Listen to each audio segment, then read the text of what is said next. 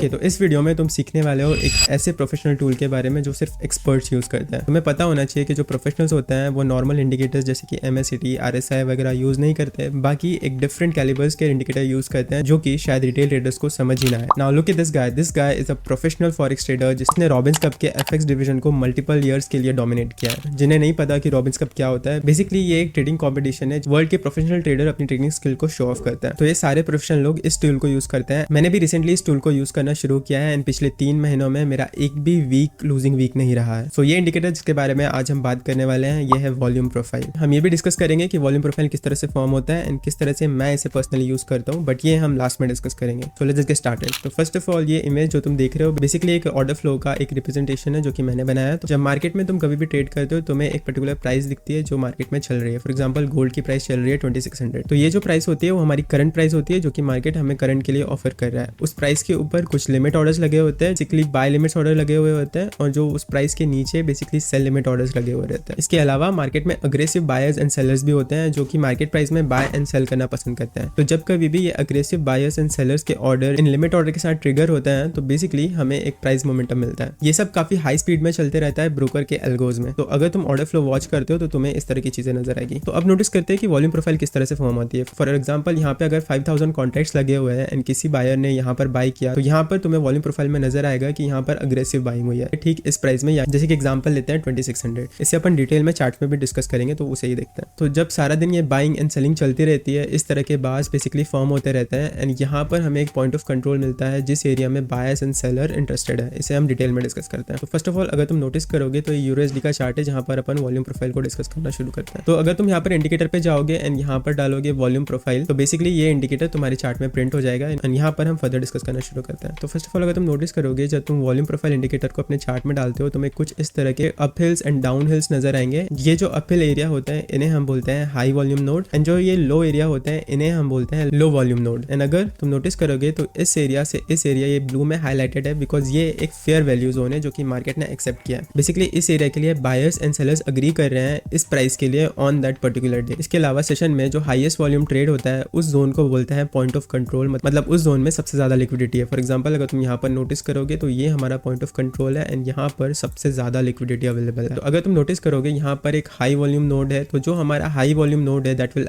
Act as a resistance and price वहां से हमेशा रिजेक्ट होती है एंड प्राइस हमेशा एक फेयर वैल्यू जोन ढूंढने की कोशिश करती है। ये चीज तुम हमेशा नोटिस करोगे। जैसे तुम्हें प्रीवियस डे के एग्जांपल में भी अगर नोटिस करोगे तो यहाँ पर एक जोन बना हुआ है which is a resistance zone and soon as area break हुआ we went to this area, यहाँ पे कंसोलिडेट किया एंड यहाँ से this area broke and we went to this area right here. So this is like a really basic of volume profile. अब इसे देखते हैं कि मैं किस तरह से यूज करता हूँ। तो कल मैंने ये वाली ट्रेड ली थी, इसी के एग्जांपल से मैं तुम्हें बताता हूँ। तो फर्स्ट ऑफ ऑल इस वाले चार्ट में जो तुम वॉल्यूम प्रोफाइल देख रहे हो ये डे के ओपन से लेके डे के क्लोज तक में लगाई हुई है which is not how I use personally. तो इसे देखते हैं कि मैं किस तरह से यूज करता हूँ। तो वॉल्यूम प्रोफाइल को यूज करने के लिए बेसिकली मैं सेटिंग में जाता हूँ, यानी सेटिंग को डेली से H4 में कन्वर्ट करने के बाद ओके करता हूँ। तो हर 4 घंटे की क्लोज वाली जो कैंडल है वहां पे हमारी वॉल्यूम प्रोफाइल शिफ्ट होने लगेगी एंड हर 4 घंटे के बाद जो हमारी वॉल्यूम प्रोफाइल है वो रिफ्रेश होगी। तो अब देखते हैं कि मैं कैसे यूज करता हूँ। तो फर्स्ट ऑफ ऑल गोल्ड के एग्जांपल से समझता है। गोल्ड डेली का चार्ट है एंड यहाँ पर अगर तुम नोटिस करोगे तो ये फेयर वैल्यू जो एरिया है वो धीरे धीरे ऊपर जा रहा है। इसका मतलब प्राइस के साथ वॉल्यूम भी ऊपर जा रहा है which is a really important thing. And उसके बाद मैं स्मॉलर टाइम फ्रेम में जाता हूँ जैसे कि H4 में मैं अपने support and resistance area plus अपने वॉल्यूम प्रोफाइल के पॉइंट ऑफ कंट्रोल को मार्क करना शुरू करता हूँ। तो तुम नोटिस करोगे ये सारे पॉइंट ऑफ कंट्रोल है। तो बेसिकली अगर तुम नोटिस करोगे this is the point of control from yesterday